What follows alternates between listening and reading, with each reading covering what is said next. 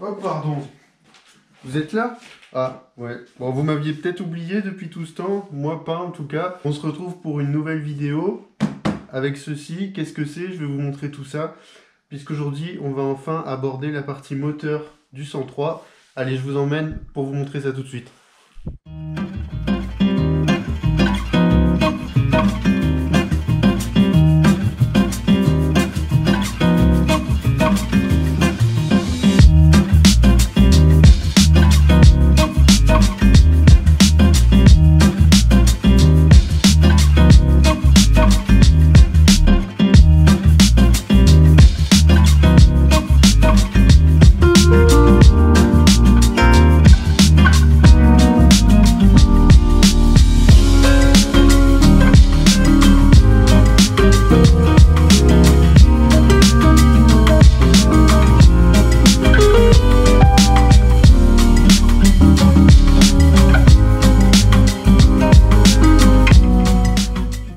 Voilà, donc du coup, après cette brève introduction, on se retrouve pour une vidéo spécialement dédiée à la partie moteur.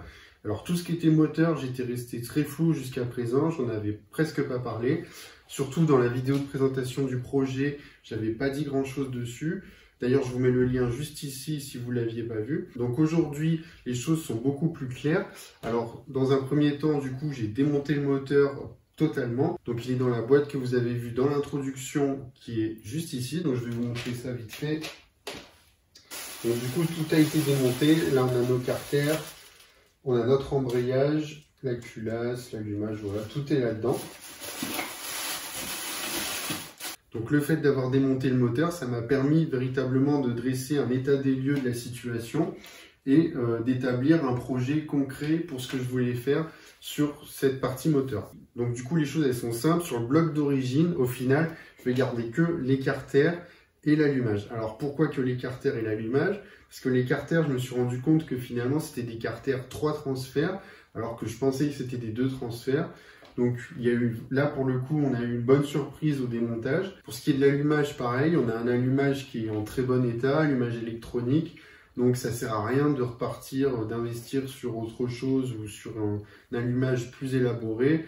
Cet allumage-là, électronique type origine, fera parfaitement l'affaire. Ensuite, pour le reste, c'est beaucoup plus compliqué. Comme je vous l'avais expliqué dans la toute première vidéo, cette fois-ci, quand j'avais acheté le 103, c'était un moteur fixe. Donc on avait un embrayage simple avec un vilebrequin court du coup. Déjà à ce moment-là, j'avais le projet de passer sur un moteur flottant, ce qui impliquait nécessairement de changer le vilebrequin et d'acheter un variateur.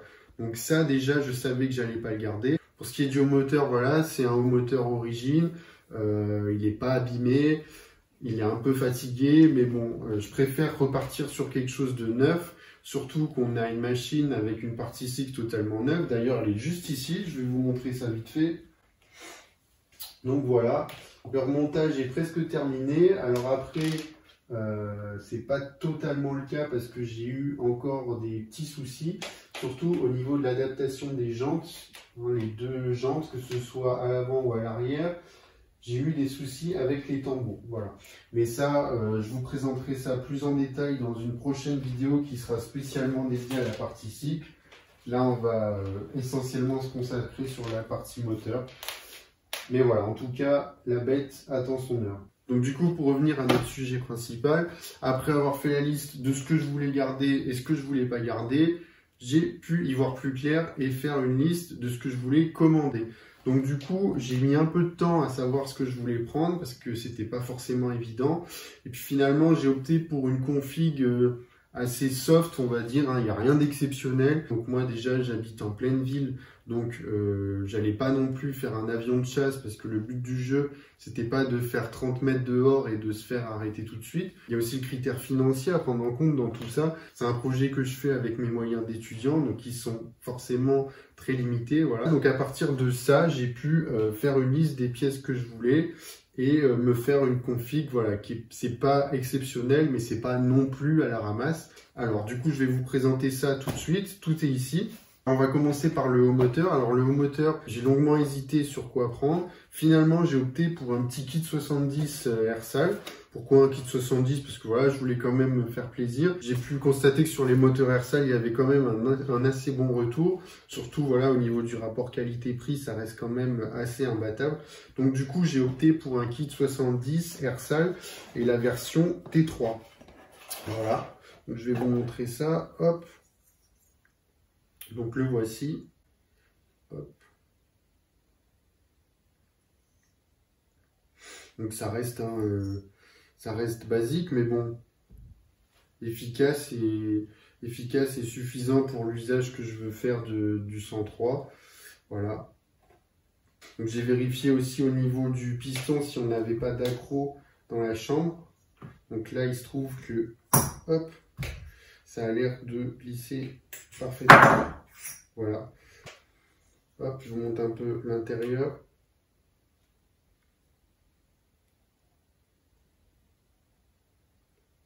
Donc voilà pour ce qui est du kit. Alors ensuite, sur ce kit Airsal, j'ai décidé de ne pas garder la culasse d'origine. Je suis parti sur une culasse Polini en diamètre 46. Voilà. Donc pareil, avec des assez bons retours sur les forums, etc. Très belle culasse, franchement, avec les finitions qui ont l'air au top du top. Voilà. Donc on verra bien ce que ça donne associé au petit kit Airsal T3. Ensuite, pour le reste, alors on va parler de l'admission. L'admission, je ne savais pas trop sur quoi partir. J'ai hésité pas mal de temps avec un carbut 17. Finalement, je me suis rabattu sur un carbut 15 parce qu'on m'avait dit dans un premier temps de voir avec un carbut 15 parce que ça reste quand même un kit peu poussé. Donc du coup, j'ai opté dans un premier temps pour un carbut Delorto, voilà. Donc tout simplement un carbut 15, hein, un SHA simple et basique, voilà. Donc j'ai voulu le prendre neuf, hein. De toute façon, toutes les pièces qui sont ici, ce sont des pièces neuves. Mais je préférais faire ça, rajouter quelques euros en plus et partir sur vraiment du tout neuf. Donc pareil, je vous montre ça à la caméra. Hop. Ensuite, pour venir compléter cette partie admission, j'ai opté pour une boîte à clapet Polini. Alors pourquoi une boîte à clapet Polini? Parce que j'en avais une sur mon ancien projet et j'ai été assez satisfait. Voilà. Donc du coup, j'ai décidé de repartir là-dessus. Donc voilà, la boîte à clapet, hop, ça se présente comme ceci. Voilà, ici les clapets, la pipe.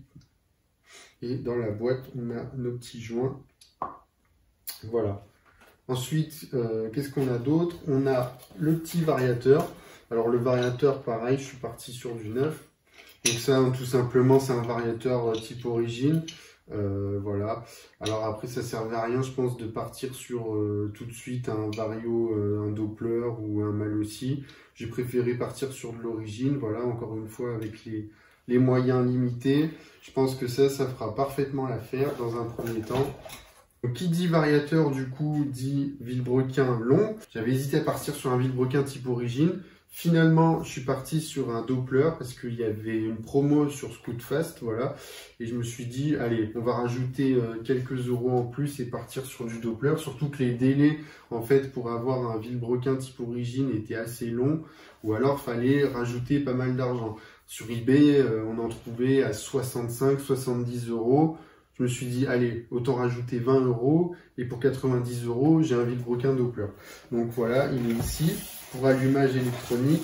Voilà, donc je ne l'ai pas encore déballé par contre. Hop. Très bien protégé.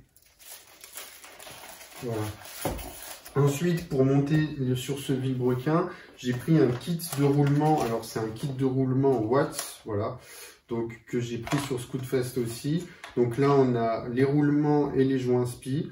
J'ai payé ça une quinzaine d'euros. Je pense que pour aller avec le moteur qui reste quand même relativement peu poussé, ça fera très bien l'affaire. Donc ensuite, on a cette pochette de joints Polini. Alors, je suis tombé dessus en cherchant les joints d'embase.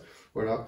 Donc là, on a une pochette de joints complète pour au moteur qui comprend joint d'embase, joint de culasse et le joint d'échappement. Alors, il faut savoir que le joint de culasse était déjà compris dans le kit Airsal. Mais voilà, en voyant ce pack, je me suis dit que ça pouvait être utile de l'acheter. Alors après, je ne sais pas si je montrais le joint de culasse Polini ou Airsal, même si j'ai pas forcément vu toujours des bonnes choses sur les joints Airsal. On verra, mais en tout cas, c'est là. Ensuite, on a un joint de carter, hein, tout bêtement, puisque évidemment, quand on ouvre tout le moteur, il faut remettre des joints neufs de partout.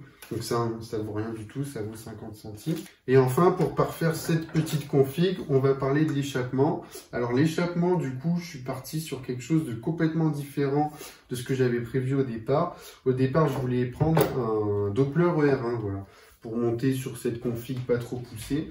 Et puis finalement, il s'est trouvé que j'ai eu l'occasion d'avoir un pot Giannelli pour vraiment pas cher du tout. Donc là, celui-là, c'est un Giannelli Sport. Donc je vous le montre hop sur l'autre caméra. Donc il est vraiment en super état, il est comme neuf en fait, hein, tout simplement. Donc, pour la petite histoire, c'est un collègue à moi qui l'avait acheté. Alors il se trouve qu'il achète régulièrement des pots et qu'il les essaie. Là, celui-là, finalement, il a proposé de me le laisser parce qu'il en avait plein d'autres en stock.